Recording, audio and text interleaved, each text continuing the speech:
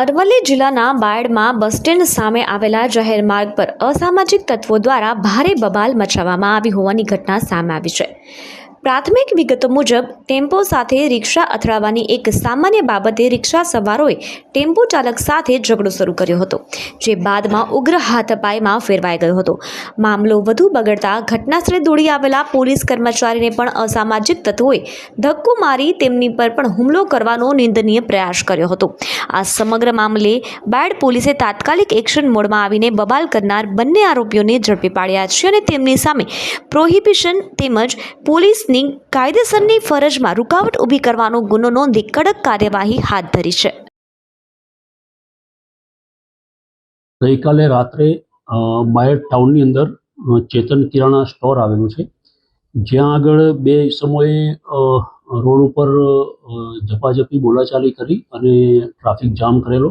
અને જે અનુસંધાને હકીકત એવી છે કે આ કામે જે આરોપી છે શૈલેષભાઈ સનાભાઈ પરમાર, એ પોતાની રિક્ષા લઈ અને જતા હતા અને પોતે દારૂ પીધેલ હાલતમાં હતા। આ દરમિયાન એની રિક્ષાને પાછળથી એક ટેમ્પો ચાલકે અથડાવતા એને નંબર પ્લેટને ગોબો પડેલો। જે થયેલ નુકસાનના પૈસાની માગણી આ જે આરોપી છે એણે ટેમ્પો ચાલક પાસે ચાલુ કરેલી અને ટ્રાફિક જામ કરી દીધેલો। આ દરમિયાન જે આરોપી છે એનો મિત્ર અનિલ જસુભાઈ પરમાર પણ ત્યાં આવી ગયેલો। બંને વ્યક્તિઓ પીધેલી હાલતમાં હતા।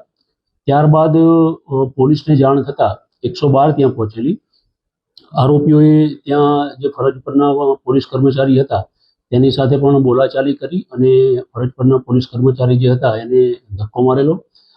આ બનાવ અનુસંધાને પોલીસે તાત્કાલિક કાર્યવાહી કરી અને આ જે બંને આરોપી છે આ બંને આરોપીઓ વિરુદ્ધ પ્રોહિબિશન એક્ટ નીચે ગુના દાખલ કરી અને બંને વિરુદ્ધ કાર્યવાહી કરેલી છે।